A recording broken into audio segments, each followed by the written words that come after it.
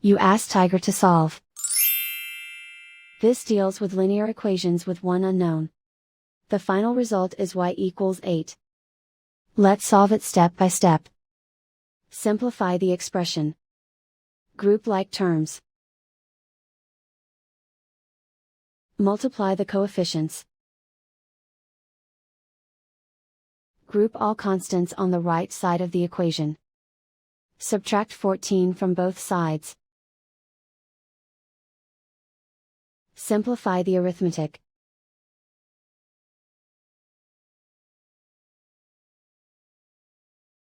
Isolate the y.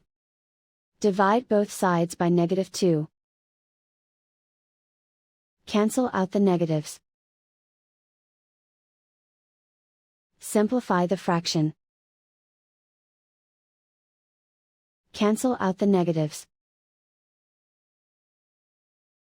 Find the greatest common factor of the numerator and denominator.